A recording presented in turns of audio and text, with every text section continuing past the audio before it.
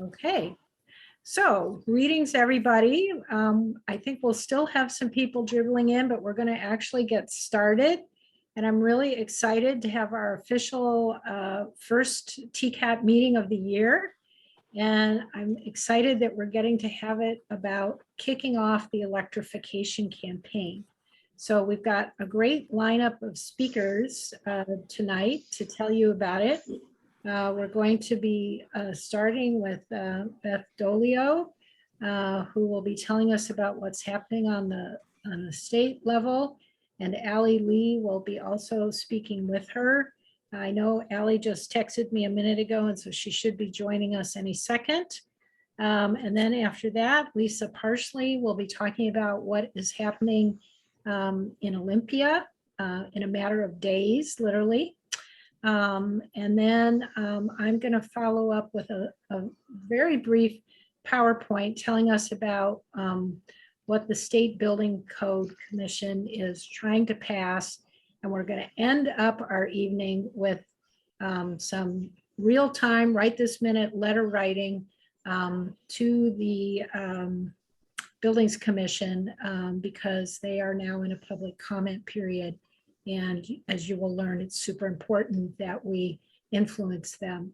So not only will you learn a lot tonight, and you'll learn about what the things are that are going to be coming up throughout the whole year, probably around building electrification, but you'll get to take a first action tonight. So I think we have a great evening planned.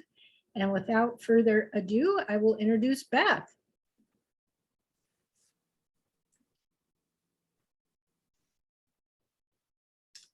Hello. How is everybody? Happy New Year. Hey, Beth. Happy New Year to you. So nice to see everybody. Barb Scavizzi. Yeah, Look at all Barb's. I'm so glad to see you. I'm up in Woodinville now. I know. I miss you. Oh, thank you. I know you're still doing great stuff. I look forward to hearing what you have to say. Yeah, and Jeff Johnson, congratulations on your new job. That's very exciting. You're going to be great in that position. I'm so excited. So anyway, okay. And Allie has now joined us. Oh, good. Great. I actually have a PowerPoint. Can I share that? Yes, absolutely. Go right ahead. Okay, well, I'm going to just start a little bit with some basics around building electrification or decarbonization. At this point in Washington State, we have all of the tools, policy tools in place to actually force the greenhouse gas emission reductions that we need to make in this state to be part of the global move towards a carbon-free planet. We passed the clean fuels standard last year. We have 100% clean electricity, which is in full motion and moving forward with rulemaking and all of that. And we passed the Climate Commitment Act. So all of those tools are very much in place. But we still don't exactly have a real clear path towards how we're actually making all of those reductions.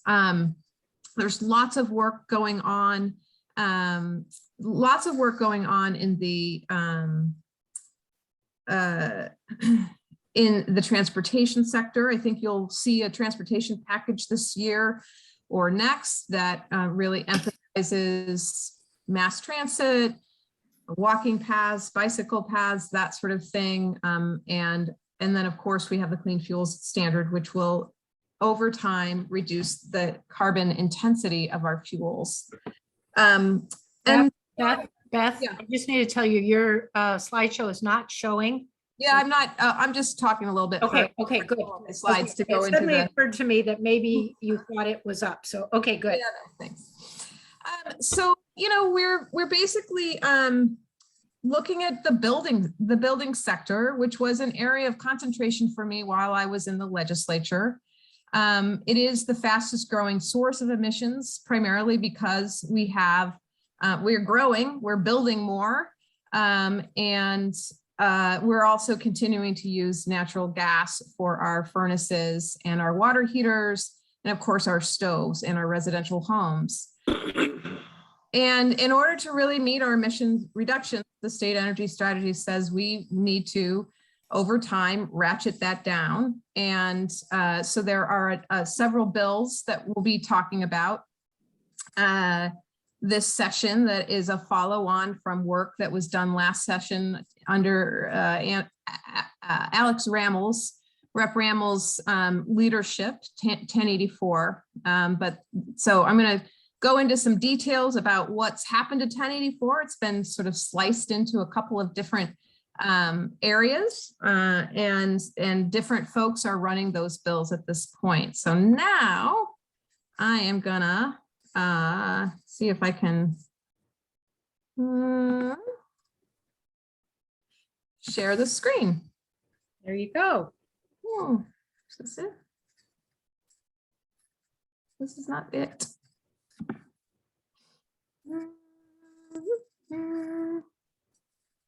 Let me try again. Oh, do you think we'll ever be done with this, like, zooming stuff?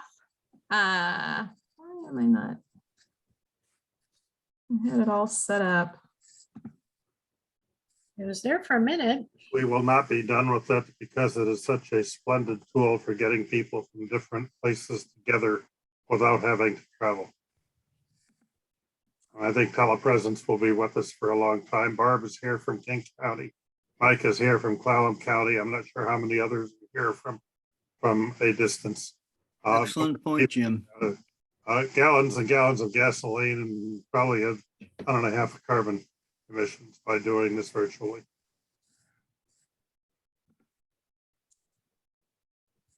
Oh, Jim, you're such a realist. All right. I just want to be with Yes, you. I do look forward to the 3D world again. Don't get me wrong. Can you see my slideshow now? Nope. No. No. Really? Well, great. You have to. Oh. You saw it a minute ago, Beth. Yeah, you had it briefly. So whatever you did that time was the right way. It was the wrong one though, because anyway, now I've got it. Now you got it. Okay. Looks like the same one. No, it's not. Okay. Now let's see. Okay. Yay. I'm going to talk a little bit about the legislative bills after providing a little bit of context around electrification. And then Allie's going to talk about weatherization. So session starts next week, Monday. It's always the second Monday of January. It'll be mostly virtual. So it is an easy session for you to, as Jim was just saying and making the point, it's an easy session for you to really interact. We have it more easy here in Olympia than others, but it's all virtual. You know, and I think the House just moved to all virtual again due to this Omicron variant. Obviously, there's different deadlines as bills move through. And I'm happy to say that Governor Inslee has released a very, very ambitious climate agenda, which includes these four bills that I'm going to, four bills that I'm going to talk about that are governor request. So we've got energy code, the building performance standard expansion, target electrification, the Clean Heat Act, a redo from last year, House Bill 1280. And then we do have a fairly modest ask around weatherization that Allie will talk about. So Representative Davina Doer will be prime sponsoring the energy code bill. These are all, I believe, prime sponsored by Senator Leas in the Senate as well. So Lynn is going to talk about later in this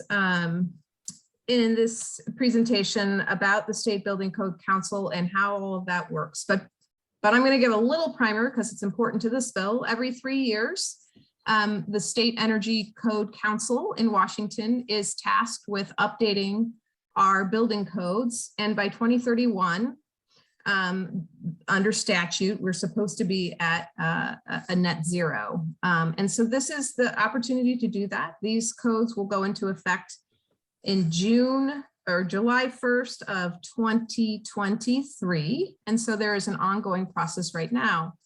There's nothing in statute currently about what happens after 2031. So part of this bill establishes that. It adds a new goal of having new construction be net zero ready by 2034. And it also provides for what's called a reach or a stretch code for residential development. Right now, according to our statute, the residential code, the state code, acts as the ceiling to what builders and cities can do. Not so with commercial code, but that is true with residential code. So this would just offer communities, cities, counties the opportunity to have a slightly more energy efficient and less carbon intense building code beyond, that goes beyond the sort of baseline state building code. 1774, Representative Hackney is becoming a great clean energy champion. I've really been enjoying working with him a little bit. New member from the Renton area. He is taking on some changes to a bill that I actually was prime sponsored and was successful. It was governor request language in or bill in 2020, I believe. Or maybe it was 2019. But this bill kind of tweaks it and makes it stronger. So it will apply to what basically it requires that commercial buildings meet a performance standard, an energy performance standard. And so if a building is out of compliance, then it needs to invest in energy efficiency upgrades in order to meet that standard. There was $75 million available for early adopters and for buildings that were seriously out of compliance. I believe there is likely to be another allocation with the passage of this bill to reach smaller buildings. I think they're going down to 20,000 square feet, and that would start to come into effect for those buildings, like actually having to meet the performance standard. That would come into effect in 2029. All righty. Rep. Rammel is doing targeted electrification. This is kind of a no-brainer bill, and I think that this is a really important bill and a big focus to get this across the finish line. It just allows public utilities, so not our own Puget Sound Energy, which already, I believe, has this authority, if I'm not mistaken, but it allows for beneficial electrification. When electrification is in the public interest, public utilities can help with fuel switching. So if you want to switch from a gas furnace to a electric heat pump, this bill would allow public utilities like Seattle Public Utility and Tacoma Public Utility, both who have wanted this authority for quite some time, to actually do that. And it will provide a very significant source of funding for residential electrification, which is very important to us meeting our greenhouse gas emission reduction goals. So the Clean Heat Act is probably the most significant in terms of actually asking gas companies and utilities to really step up and be a part of looking at the future and how to smoothly and effectively transition away from the use of that fossil fuel in our homes. It requires them to develop a heat plan and update that by every 4 years. And it will also prevent gas utilities from expanding their service territory. You know, I guess the saying is, you want to, you know, you want to stop digging, right? Like, we want to stop making this problem bigger than it is, and it costs a lot to retrofit. So we should be building right from the beginning. Looks like Gas companies don't question. install the gas-fired equipment, builders do. Pardon me? Gas companies don't install furnaces and water heaters. Builders and contractors do that. Uh-huh. Is it not allowing them to install piping to new gas-fired structures? Or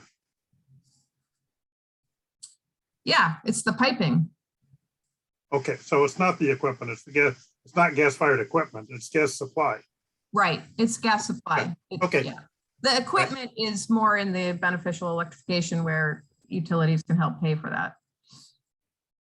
Right. Thank you, Jim. Keeping me on my toes. This is just a leftover from last year. It just really kind of focuses on electrification of our state buildings, and does what Olympia is going to do, which you're going to hear about from Lisa partially soon, is leading by example. All right, I'm happy to take any questions at this point, but Allie, so those are just the suite of building electrification bills. Obviously, the climate bills, there are broader bills, or there are other bills that deal with other topics like growth management, for example, in making sure that climate is a part of our growth management processes that we go through in terms of planning. Again, there's lots of work going on electrification of our vehicles and our transportation systems. There's some siting bills that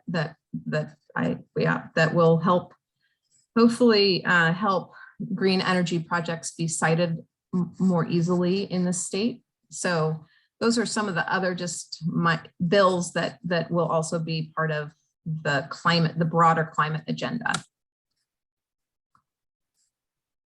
It's all yours, Allie. Great, thank you. And thanks, Lynn, for having us here.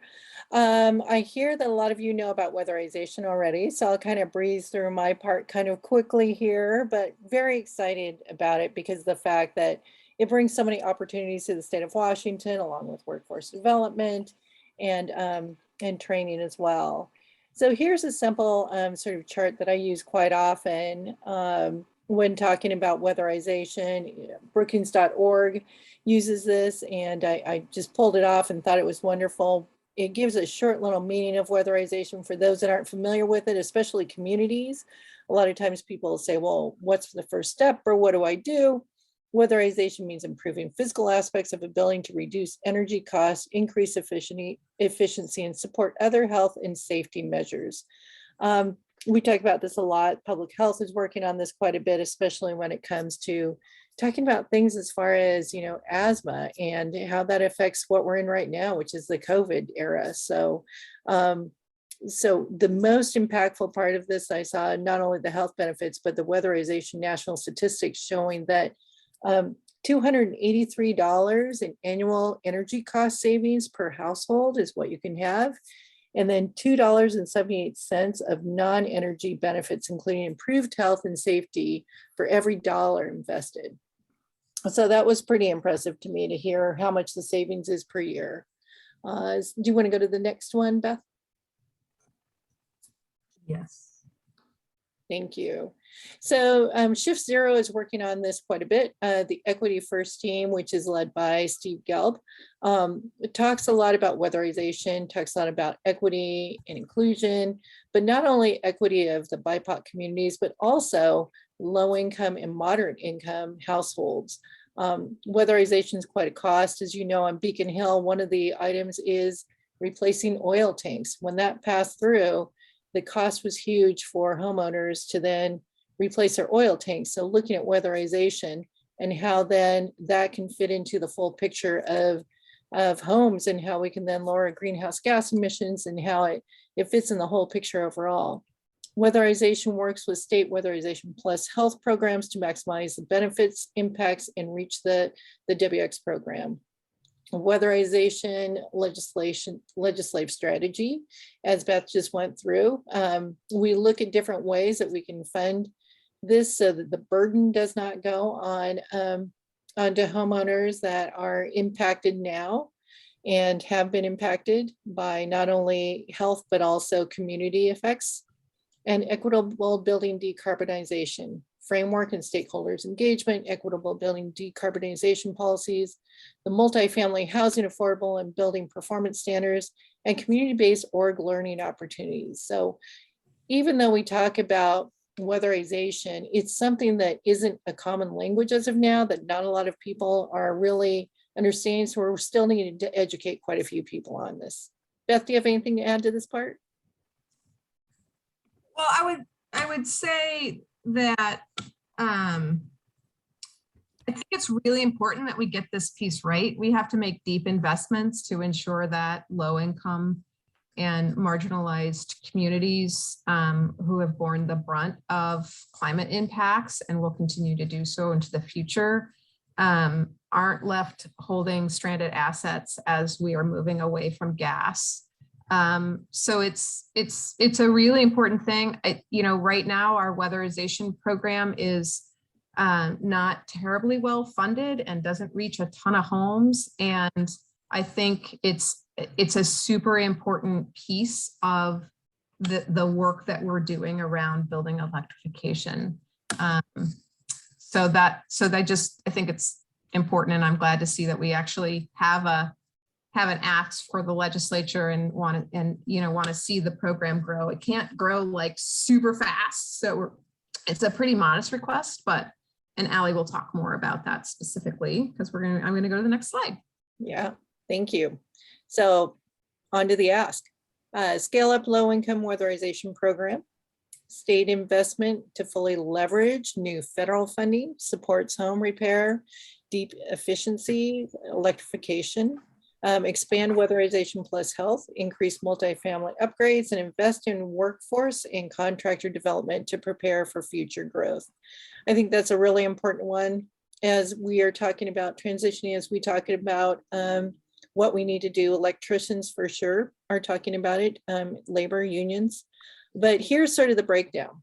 So 2021 to 23 supplemental budget ask. As you look at it, the weatherization program for the capital budget funding is about 10 million. The weatherization program, and as we head into the ARPA funding ask, is 18 million. Healthy home interventions is 12.5, which is part of the capital budget as well for the ask. Workforce and contractor development, which is a large piece, but the number seems smaller, 6.5 million, which gives you a total of the ask for ARPA at 37 million and the grand total of 47 million. So weatherization is a huge part in the community, but want to make sure that we have something that's on the table there as we go forward. And I think that's Into some perspective, the weatherization need for Thurston County alone totals on the order of $2 billion or $100 million a year for 20 years, just for Thurston County. Wow. What did you say again, Jim? 100 million? 100 million a year for 20, about $2 billion to fully weatherize all the residences in Thurston County. Wow. It's amazing. It's a gigantic amount of money. Definitely.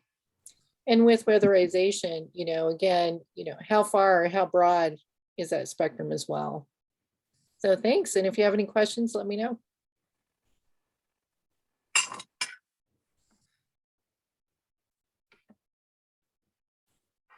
Okay, well, if we don't have questions for Allie, we will move on to Lisa, who's going to tell us about what's going to be happening here in Olympia.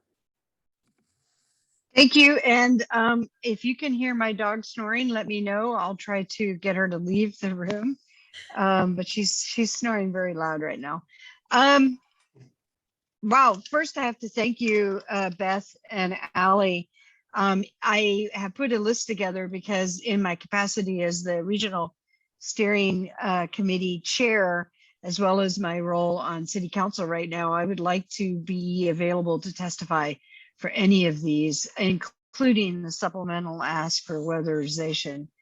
So there's a bunch happening in Olympia, and I have to say that I warned my city manager that if I got reelected, based on what I was hearing at the door, and I doorbelled COVID safe, I'd knock and run 8 feet away.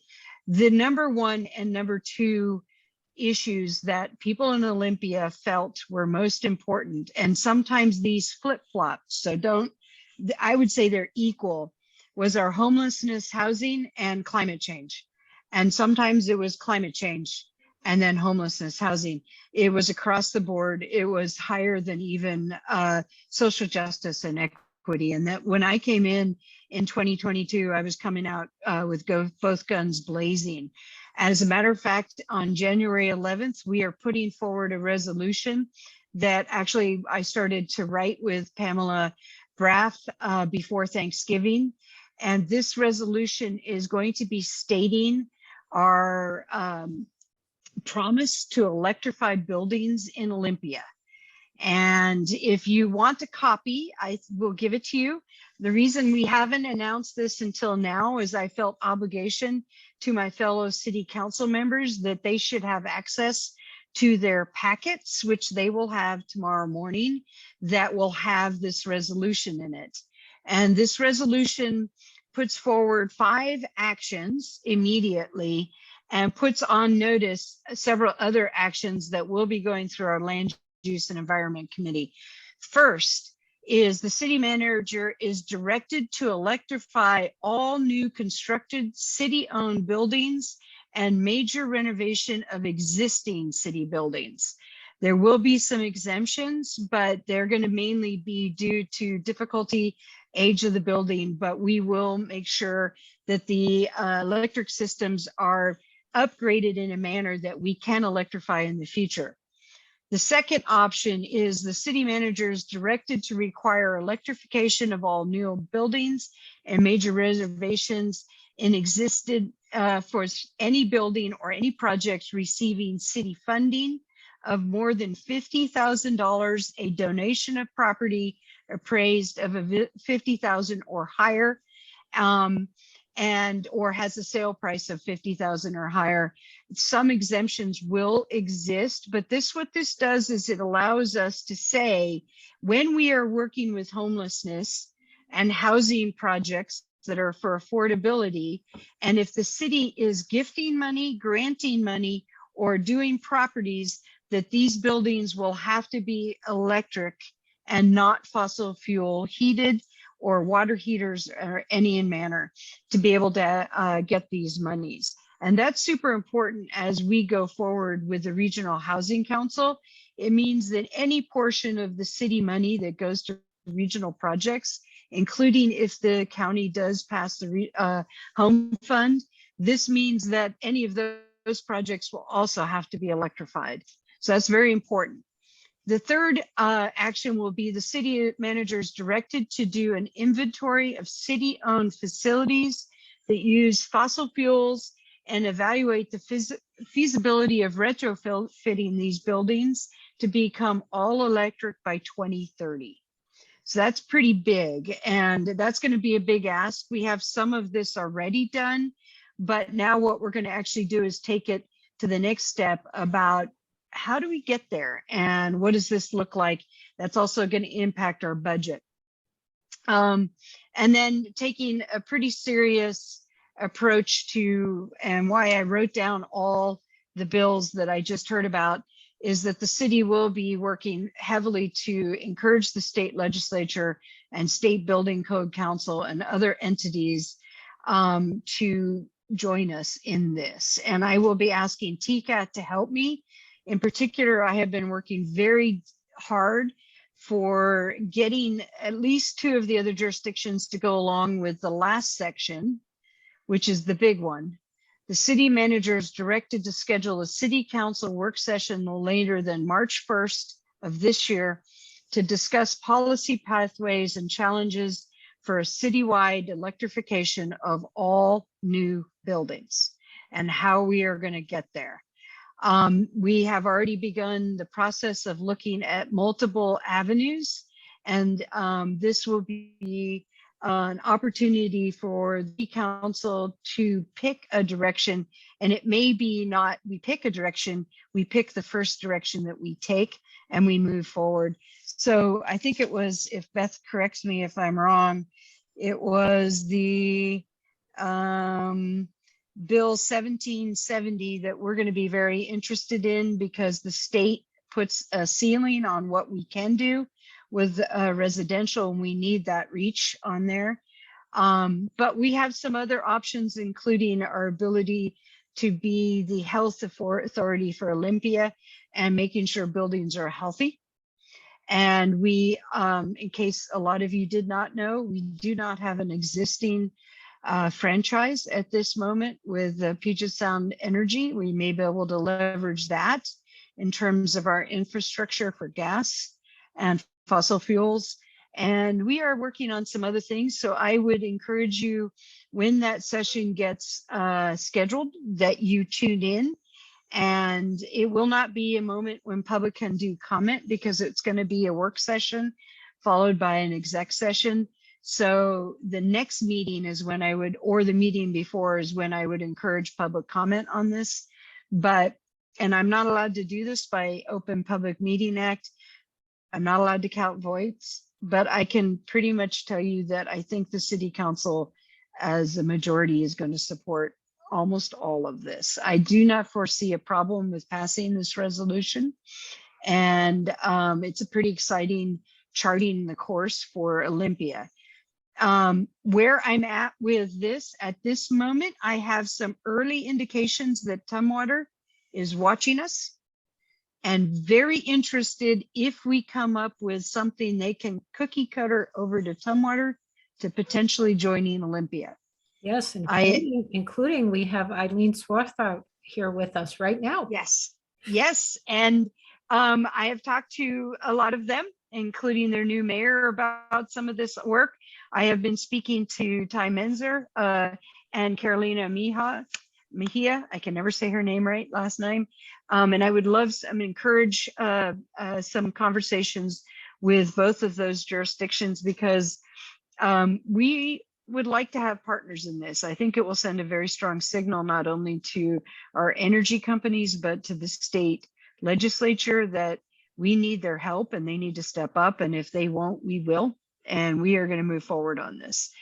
A few other things that I can give you updates on that I got today from Pamela, because I meet with her like every other week and sometimes every week. Looks like we may already have some ordinances on electric vehicle infrastructures that we're going to start moving forward on. And there's another one that we will be moving forward on pretty quick, because they've already gotten to the ordinance level, which may mean we can circumvent the subcommittees of the council, which can drag down anything up to a year. So if we can get some of this into that kind of ordinance structure, it can go much quicker into action and passage by the council. That is what's going to happen next Tuesday. If anyone is willing to come and do public comment, please do. So I was just going to move into that issue of public comment, and I wanted to clarify, because you were saying something where there couldn't be public comment, but my understanding is the 11th is when public comment can happen. Is that correct, Lisa? Yep. Okay. Yep. So I would like people who are willing to come and make a favorable comment about Olympia proceeding with this, to put their names in the chat box for me to collect, so I can help organize you to get there on the 11th. If there's anybody who feels like, oh, I'd kind of like to do that, but I've never done it before, or I feel shy about what I would say, please stay at the end of this meeting then, and I will talk with you about that. It's great to do something for the first time, and we have a lot of experience helping people do that for the first time. So please do put your name in the chat box if you're willing to testify on the 11th. I see, Lisa, that we have some questions for you. First, Chris, and then Jim. Go ahead. Yeah, Lisa, you were trying to come up with the name of the third ordinance that you've been thinking about. Is that the energy audit at time of listing? No, I know- that's going to take a little bit more work because as we were clearly told, and Lynn and you remember this, we need to get a regional approach on this, and we are working on that. It has not gone away, and we will be putting that forward hopefully by the end of the first quarter, but it's going to take more work because we need to get Lacey on board with that, or I can tell you that we'll run into a big, huge roadblock with some of the constituents out there. Thank you. Jim? Two things. First, Lisa, you mentioned the inclusion of any new housing unit that's getting $50,000 or more from the city in any form of support. Does that include any of the multifamily units that are getting more than $50,000 in property tax, 8 or 12-year property tax exemptions? That's a group. I don't know. Something like $10 million from the city. I believe that has actually not been called out, and I need to talk to Pamela very quickly because it wasn't called out in that section. You will be able to get it in the packet tomorrow. And I will make sure of that because I think it should be any monies the city's given. Yeah, and pragmatically, almost all of, multifamily is almost 100% all electric anyway. So it's probably not a big deal. The other thing I wanted to mention is that while Beth talked about the stretch code, the 2018 code, which Olympia adopted a year ago and the jurisdictions did, actually reduces the usage of new natural gas heated homes that are gas used by 50% and reduces the use of new electrically heated homes by 40%. We took a giant leap forward a year ago. And with that, because of the $120 some a year, $132 a year that you pay PSC for gas service before you get any gas, it's now actually cheaper for any new house under about 2,000 square feet to be all electric from the standpoint of the customer's energy bill. And that's a big change. That I think is going to make all of this a lot easier because it's clearly in the consumer's interest to be requiring electrification of new buildings, particularly any of the smaller buildings, even in today's code. With a stretch code, that size limit would go up and possibly encompass substantially all new homes. I can, thank you. And I can tell you that actually leads into an answer. I saw someone ask, I know for Olympia, what is the percentage of new buildings that are electric versus fossil fuel? As of October, when I spoke to one of our lead inspectors for new buildings, he said that he had not seen a fossil fuel building in 12 months go for permitting in Olympia. I don't know if that has changed from October on, but it's already having an impact. I think the builders saw this 2018 code coming, and I think I also know that a lot of the developers we've been working with talk about multifamily, especially affordable, Jim, are already living up to the energy efficiency standards and electrification. And for those of you who don't know, there's going to be a ribbon cutting with community solar on, what is it, the 12th? No, next week for Merritt Manor. They've got one of the largest solar projects that is going to get its ribbon cutting next week. And so that's the kind of thing we need to start seeing with some of these affordable housing. Great. I'm not seeing new questions, so I think we will now move to the state building commission part of this deal here. And let me just get up my screen for that. Okay. Okay. So why is the timing important for this? As Beth already mentioned, this only happens 3 times. They go in 3-year cycles. And so we're working on getting the one passed that will go into effect in 2023. They're looking at stronger commercial and large multifamily building energy code as we're moving towards the goal for our whole state of becoming zero carbon for buildings in 2031. Because there's only 4 of these 3-year cycles between now and 2031, it's essential that each revision of the code maximize the changes that we're trying to do. So there's certain goals that are, set out for this particular cycle, and that's why we want the ones in this cycle to go through. These changes have already been adopted in Seattle, Tacoma, and Shoreline. So why do we need your comments? In September, the State Board of the State Building Code Commission voted to move out this set of commercial energy code proposals for public comment.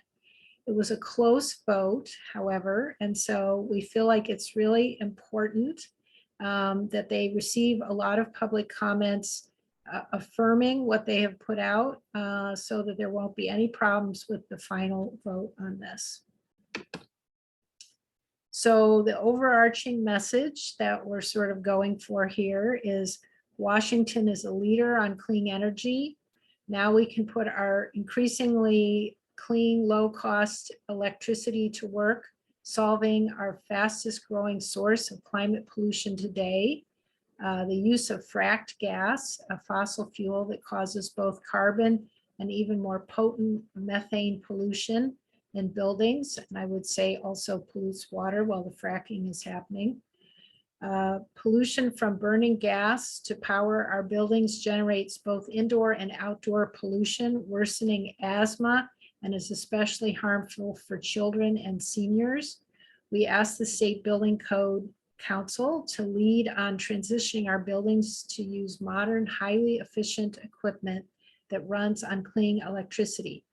All electric new construction is a proven strategy to reduce emissions while simultaneously growing our clean economy throughout the state, both now and for years to come. We urge the State Building Council to adopt the heat pump space and water heating improvements in the Washington State Commercial Energy Code. I'm going to go through some talking points, and please do not worry about taking notes on these, because at the end I will be putting up a link to a talking points two-pager, and it has all these same points on it. So, if you need the sheet, you will have the sheet. You don't have to worry about taking notes. Buildings is by far the biggest sector for us in Thurston County, 63%. Statewide, it is roughly 1/4, 23% of emissions. And so that is why it is getting so much attention. Beth is showing you what the governor is focusing on to try to address this on a state level. This building council is also focusing on the changes we need statewide. And then Lisa's telling you about the changes that we're trying to do here in Olympia. And all of this is because of the significance of buildings. We have to get rid of methane. Over 80% of the building sector's direct greenhouse gas emissions comes from so-called natural gas. Natural gas is a fossil fuel made primarily of methane. Methane is a very potent greenhouse gas that can warm the earth 84 times more than carbon dioxide over the first 20 years of its existence in the atmosphere. Due to its very high global warming impact, the United Nations has indicated that cutting methane emissions is the strongest lever we have to slow climate change over the next 25 years. So I think you're getting a little bit more the picture now why we're working on electrification. It's to get off of natural gas. Rare opportunity to affect decades of building emissions. This opportunity to update and improve our building energy codes to incorporate the latest technology comes up only once every 3 years. Not doing so can mean that unnecessary energy waste and carbon emissions are essentially locked in to our next set of commercial and big multifamily buildings for decades. And generally, it's assumed a building will be around for 50 years. So every year we build more of these buildings that have gas in it. We're just, as it says, locking it in. The new energy code will be the most advanced commercial building electrification code in the country. So I think that's something that we can really feel proud of, to become that kind of leader in the nation.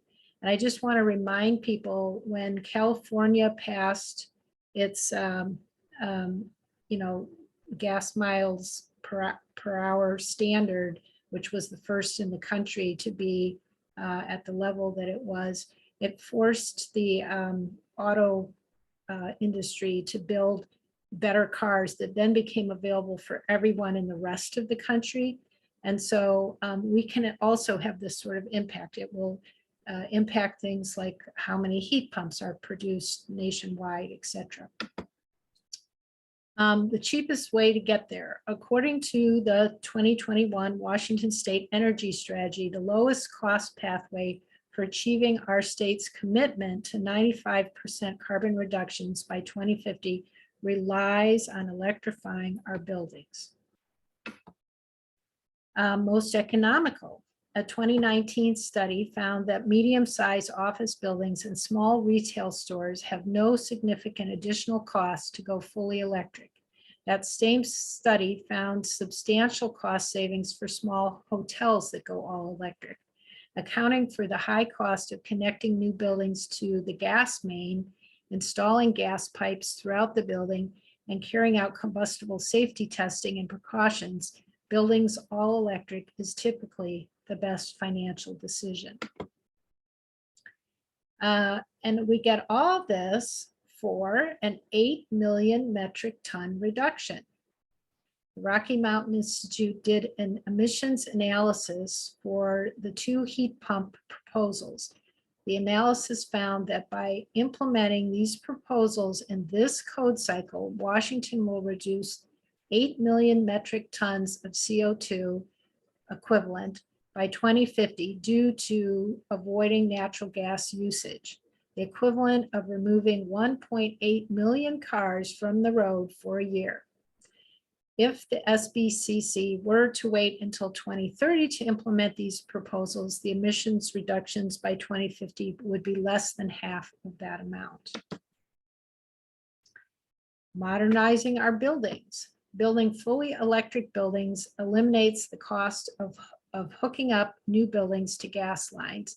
Electric heat pumps efficiently do both heating and air conditioning together. And this is a nice thing for us to keep in mind after our heat dome this summer, that if you were to replace whatever kind of heat you have in your home right now with a heat pump, you would have the option for air conditioning when needed. We need to future-proof our buildings and build them right from the start to prevent costly renovations and retrofits in the future. Health and safety. Not only does burning oil and gas release toxic particles into the air we breathe, its supply chain and use leads to contamination and frequent accidents, including pipeline explosions, fires, and gas leaks. All electric buildings keep workers and tenants safe by eliminating gas line leaks and explosions.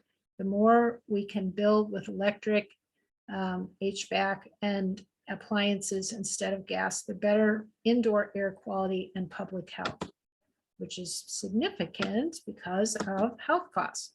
A new study from the Harvard School of Public Health shows that air pollution from burning fossil fuels in commercial and residential buildings are now responsible for approximately 18,300 early deaths and $205 billion in health impacts annually in the US. An estimated $462 million in health impacts annually can be attributed to burning fossil fuels in commercial buildings. Equity and affordability. Commercial and large multifamily buildings are built to last decades. When they are not built to the maximum energy efficiency from the start, owners, tenants, and residents pay more on energy bills for the life of the building. Ensuring that buildings are built to higher energy saving standards locks in energy and financial savings permanently. In a state that increasingly struggles with housing affordability, these changes assure affordability for building owners to lower income tenants by lowering utility bills. Okay, that is our talking points. So what I want to do right now is see if we have some questions. And if not, and I'm going to go ahead and also put this link here to the talking point tips into the chat box. So what I will do after we take some questions is we're just going to pause and we're going to let all of you open an email on your laptop, have these talking points to look at, and we're going to encourage you to write a letter to the State Buildings Commission. The reason my email is there is we're asking you to send them to me so they can be sent as a group of TCAP people. Lisa is the one exception to this. It should come out of her own email. The reason we're sending them as a group is there is a statewide campaign to get people to write to them right now, and they're hoping to generate somewhere in the neighborhood of 2,000 letters to them. And if everybody actually individually did that, we would be crashing their email. So while we do want to impact them, we don't want to crash their email. So that is the reason I'm asking you to send whatever letter you write to me. And it looks to me like I'm going to have to take this down. Oh no, there's the chat box. Okay. Okay. I am putting it into the chat box. So you should be able to copy that and paste it in order to be able to look at this while you vote. Now, before we do that, I want to see who might have questions. Any hands up with questions? Nope, looks like not. Okay, then Jim's got his hand up. Go ahead, Jim. Oh, yeah, Diane raised a question in the chat that I think is important to address. On making sure we have enough, not just electricity, but I'll modify her question, enough clean electricity as well in Washington. And Lynn, if you can, maybe I can just, yeah, can you stop screen sharing so I can show something? Sure. This is out of Puget's compliance submission to the state for the Clean Energy Transformation Act. PSC predicts they've had about 30% renewables in their system in the past. By 2022, that'll be 43%.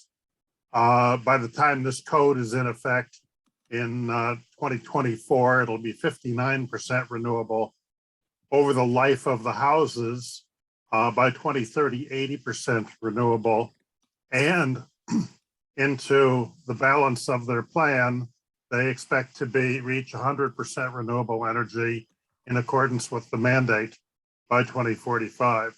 There's not a shortage of opportunities for wind and solar and storage to do this. So to respond to Diane's question, the Clean Energy Transformation Act is making sure that the electricity we have is clean and there's not a problem having enough of it. Great, thank you for that.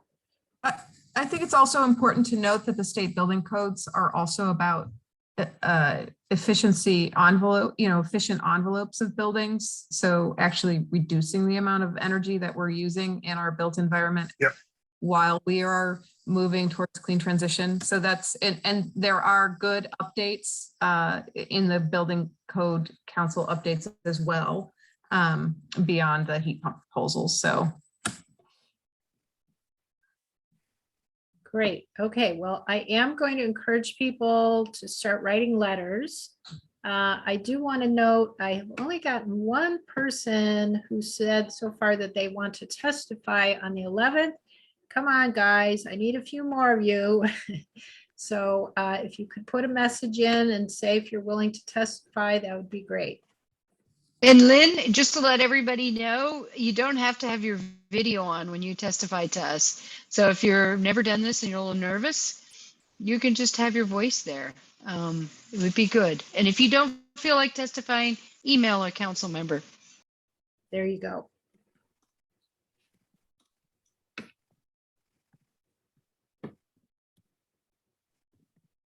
Okay, I've got 3 people testifying so far. Yay, team. Oh, 4.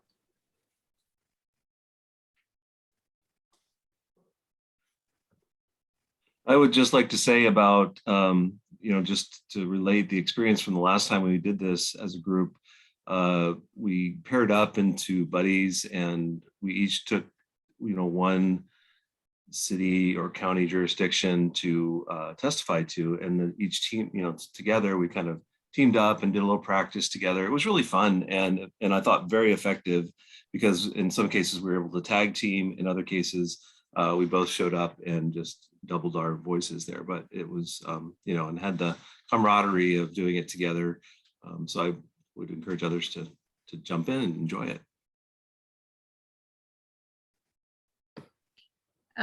So I just wanted to respond to what Chris put in the chat about the letters coming from TCAT.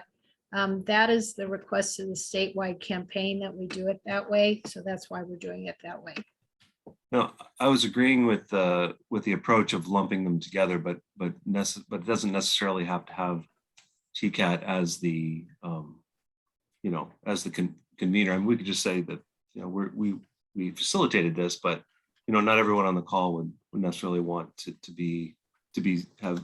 have their name be associated. So just to keep that open. Yeah. So if anybody does not want their letter coming through TCAT, then I guess you would need to send it individually, but certainly sending a letter is the important thing. Thank you.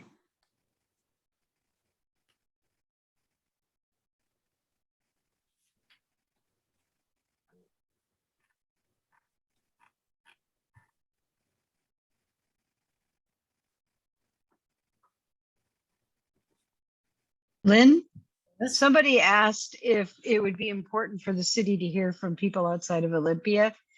Yes, as long as we also have people from Olympia. It's important to know we have regional support too. Yeah. This is a statewide campaign, so yes. Well, I think there are 2 different questions, Chris. One was about the 11th, the testimony on the 11th, and the other is about. Yeah. Yeah.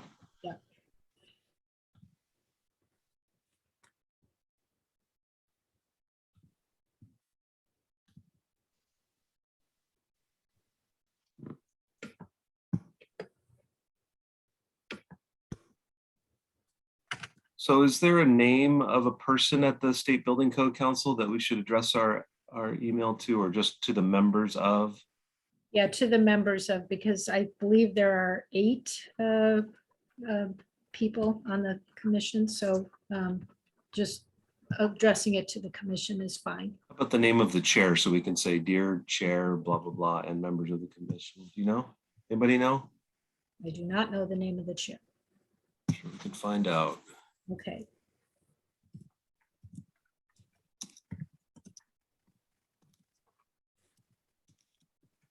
So Lynn, what is the address for them? I will be collecting them and sending them in. I don't actually have the address right this moment. Okay, well, that's okay. I'm sure that I have your address, so that should be good enough then. Okay, yeah. Yeah, I'll put my address back into the chat box since I took down the slideshow. Okay, Very easy to do. Lynn at thurstonactionteam.org. There we go. oh, okay, great.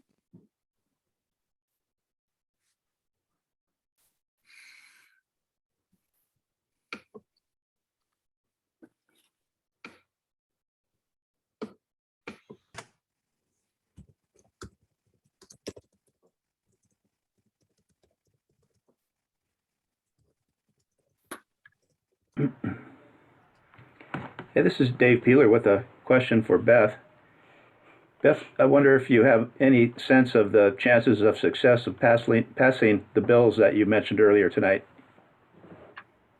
You know, to be honest with you, I am not all that engaged in these bills. I'm actually doing more work at the local level. I think beneficial electrification, or targeted electrification is what they're calling it now. I mean, that's just like, it's got to pass this year. That's the big focus, I'd say. I think reach code is tough. You know, I introduced that bill years ago and brings out Go ahead. opposition. But maybe. I'll be on the webinar for another half hour or so. So. Sorry, I'm going to mute that person.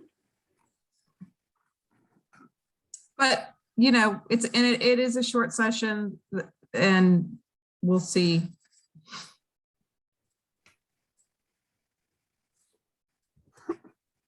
I think I'd be prepared for a really big push in 2023.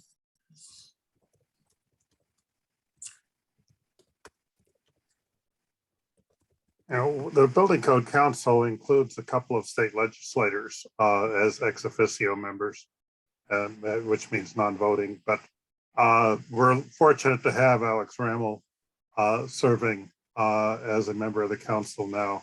And I think since the 80s, there hasn't been, Mike Todd was in that role in the 80s. And in between, I'm not sure there's been anybody who's quite as on top of energy efficiency stepped up to serve. And this is great because Alex is there. There's influence inside the council that's kind of an order of magnitude better than what we're used to.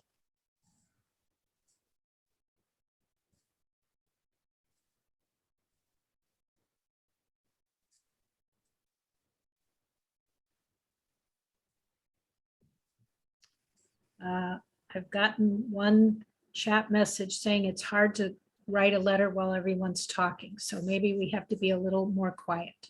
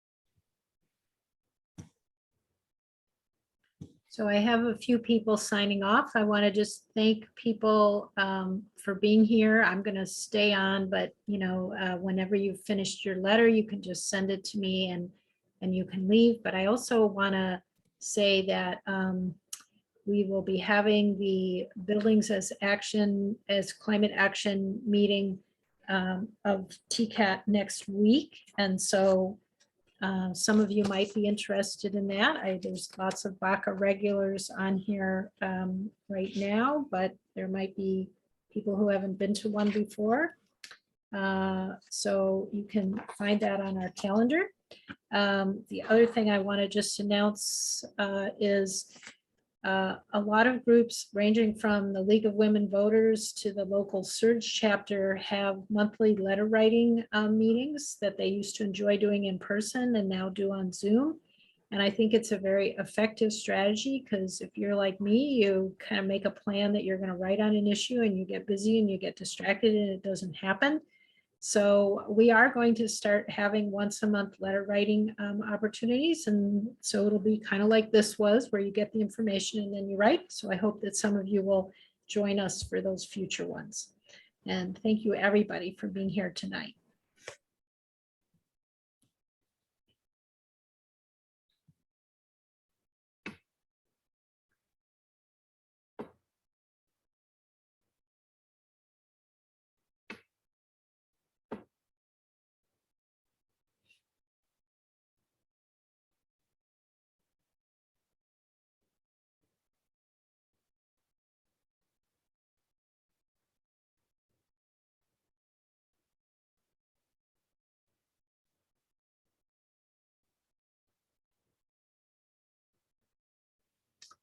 Hey, I think I will just check with Mike, Joe, and Wayne. Is there anything any of the three of you need from me, or should I sign off and you can just send me your letter when you get it written?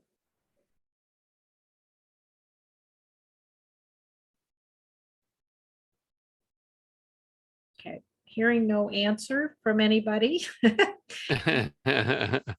I'll just I'll send it to you later. Okay, I'm not a quick writer. It takes me hours to compose things. I understand, Wayne. I've had other people say too that like, what? Write it during a meeting? No way. So you send it to me when you have it ready. All right. Thank Okay, you. thanks. Bye-bye. Bye. Bye.